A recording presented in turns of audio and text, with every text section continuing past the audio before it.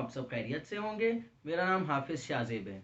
जैसा कि आज हम करने जा रहे हैं क्लास 9 चैप्टर नंबर 3 एक्सरसाइज 3.1 का क्वेश्चन नंबर 3।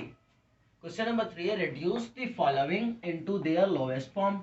नीचे हमें कुछ एक्सप्रेशंस गिवन है, उन एक्सप्रेशंस को हमने रिड्यूस करना है और उनके लोवेस्ट फॉर्म में लेकर आने हैं, मतलब छोटे से छोटा आंसर करना है।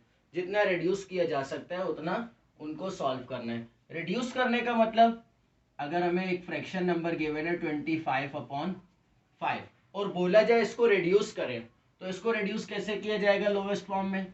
5 1 जा 5, 5 5 जा 25, आंसर आएगा हमारा 5। तो ये हो गया इसको रिड्यूस करना।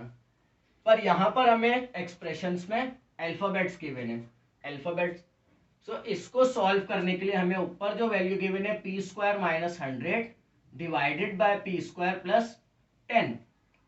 अब इस वैल्यू को हमने इससे डिवाइड करना है। नंबर्स हो तो इसको हम सिंपल तरीके से कर लेंगे, पर यहाँ पर हमें एक्सप्रेशन में अल्फाबेट्स गिवन है तो एक्सप्रेशंस को डिवीजन का तरीका। अब जो नीचे जो डिनोमिनेटर है वो आएगा बाहर p² + 10 और जो हमारा न्यूमरेटर है वो आ जाएगा अंदर p² - 100। अब यहाँ पर हमने जो बाहर जो वैल्यू है वो टेबल पढ़ना होता है। तो यहाँ पर हमारे पास दो नंबर से, एक p² एक 10 और अंदर भी p² - 100। तो सबसे पहले हम पहला नंबर देख लेंगे, यहाँ का भी और अंदर का भी। पहले नंबर को हमने ऐसे नंबर से मल्टीप्लाई करना है जो अंदर वाले से सेम आ जाए। पहले नंबर को ऐसे नंबर से मल्टीप्लाई करना है जो अंदर वाले से सेम आ जाए। सो p² को अभी ऐसे नंबर से हमने मल्टीप्लाई करना है जो वो अंदर वाले से सेम आ जाए। सो किसी भी नंबर को 1 से मल्टीप्लाई किया जाए तो वो सेम ही आता है। सो p² को हम यहाँ पे 1 से मल्टीप्लाई कर लेंगे। p² 1 जा p², p² 1 जा p²। अब यहाँ पर हमने p² को 1 से मल्टीप्लाई किया तो इस 10 को भी हमें 1 से ही मल्टीप्लाई करना पड़ेगा। तो सबसे पहले आएगा साइन, यहाँ पर भी प्लस है और ऊपर भी प्लस, तो प्लस प्लस यहाँ पर भी लगेगा प्लस। और फिर 10 को मल्टीप्लाई करने हमने 1 से, 10 1 जा 10, सो यहाँ आ जाएगा 10।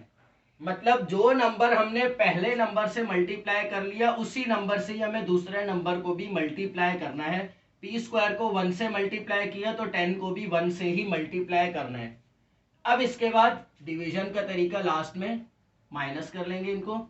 सो एक वैल्यू प्लस में, इसका साइन चेंज हुआ दूसरी वाली का, ये माइनस में हो गई, तो प्लस माइनस माइनस और दोनों कैंसिल होकर ख़त्म हो जाएंगी। अब यहाँ पर इसका भी साइन चेंज हो जाएगा, प्लस है तो माइनस हो जाएगा। अब इस 100 का साइन माइनस है और 10 का साइन भी माइनस हो गया, तो माइनस माइनस प्लस हो जाएगा और 100 + 10 आंसर आएगा 110 और बड़ी वैल्यू का साइन माइनस। अब इससे ज़्यादा ये सॉल्व नहीं हो सकता क्योंकि यहाँ पर हमारे पास है p² + 10 और p² को अगर मल्टीप्लाई करेंगे तो ये सवाल और ज़्यादा आगे चलता जाएगा। सो हमारे पास रिमाइंडर बचा -110। क्वेश्चन जो हमारा आया वो 1 और जो हमने टेबल पढ़ा हुआ है p² + 10। तो जो हमारा आंसर आया वो 7 आ जाएगा। फिर उसके बाद माइनस, फिर 110 डिवाइडेड बाय p² + 10। सो ये हमारा आंसर हो जाएगा। मतलब पहले जो हमारा ऊपर टेबल जहाँ तक हमने पढ़ा वो इधर आ जाएगा न्यूमरेटर में हमारे पास जो हमने रिमाइंडर बचा है, और लास्ट में डिनोमिनेटर में आ जाएगा जो हमने टेबल पढ़ा है। सो ये हमारा आंसर। इसके बाद एक और एग्जांपल देख लेते हैं। इसमें हमें गिवन है 3ab - 3a² divided by 3a² + 6ab - 3ab²। अब यहाँ पर तो हमारे पास दो नंबर्स थे और वेरिएबल सेम थे तो हमने डिवाइड कर लिया था, पर यहाँ पर डिवीजन में हमें डिवाइड में डिनोमिनेटर में हमें 3 नंबर्स गिवन है तो डिवाइड तो पॉसिबल नहीं है यहाँ पर। तो एक टर्म और होती है जिसको बोला जाता है कॉमन। कॉमन मीन्स सेम, तो एक्सप्रेशन में से कॉमन निकाल लिया जाए, मतलब जो सेम अल्फाबेट्स है या सेम नंबर्स है उनको कॉमन निकाल लिया जाए। तो पहले ऊपर न्यूमरेटर देख लेंगे और फिर डिनोमिनेटर। तो न्यूमरेटर में से कॉमन यहाँ पर है 3ab माइनस 3a²। ए स्क्वायर मतलब a multiply by a, 2a मौजूद है यहाँ पर। तो एक a यहाँ पर इस नंबर में मौजूद है और एक a इस नंबर में मौजूद है, तो a सेम है। और 3 दोनों में 3 मौजूद है, तो 3 भी सेम है, तो वो बाहर निकाल दिया कॉमन।